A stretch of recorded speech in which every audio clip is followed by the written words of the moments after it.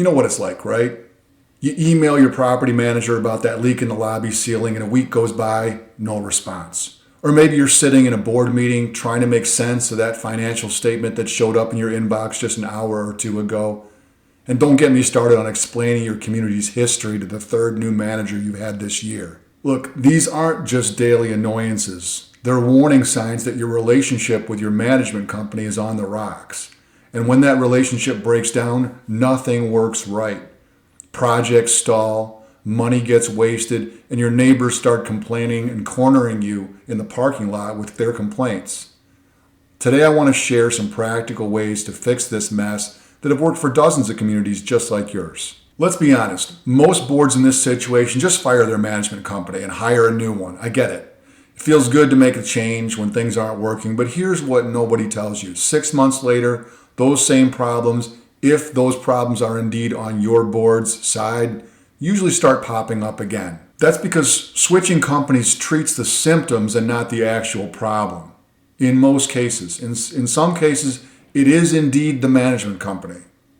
But let's just, for the sake of this discussion, we're going to focus on what your board can impact. So what if instead you could figure out what's really broken and fix the underlying issues?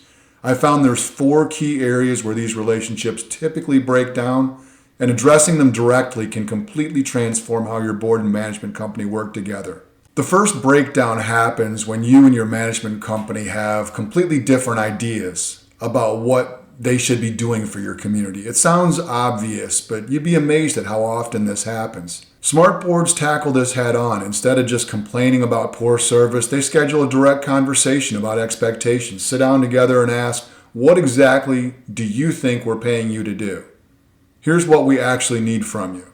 For example, if you've got a 40-year-old building with failing pipes, but your management company is set up to handle brand new townhomes, you're going to have a problem, no matter how nicely everyone communicates. Finding these mismatches early lets you either adjust expectations or make changes before small issues become major headaches. The second breakdown happens around information. Ever notice how your manager seems to know things about your property that you don't? Or how you're drowning in reports, but you can't find the one piece of information you actually need? Communities that solve this problem use simple tools like shared online folders and property portals where everyone has access to the same information. Nothing fancy, just practical systems for keeping everyone in the loop. Here's a counterintuitive tip. Ask for fewer, more targeted reports. I've seen boards that cut their monthly management report from 50 pages down to 10. Suddenly, they start making better decisions. Surprise, surprise. Focus on what you really need to know, not on the mountains of data that nobody really reads. The third problem is all about timing. Your management company wants decisions now on some things while your board can only meet once a month. Meanwhile, you're waiting weeks for them to handle certain things that you thought were urgent.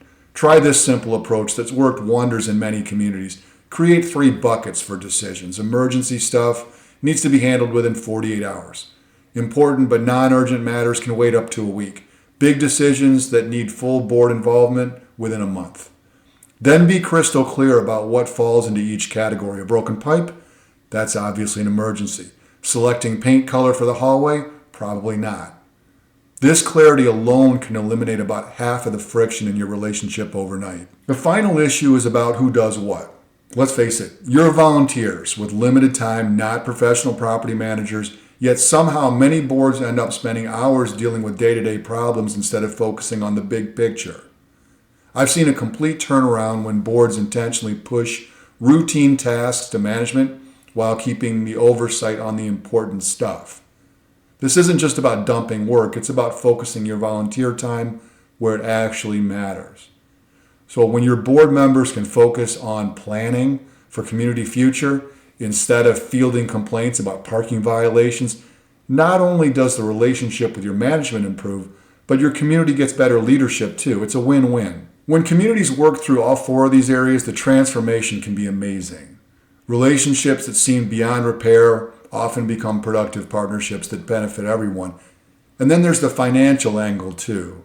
Fixing these issues costs far less than the expense and disruption of switching management companies, not to mention the improved financial decisions your board will be able to make with better information and focus. Here's the real insight.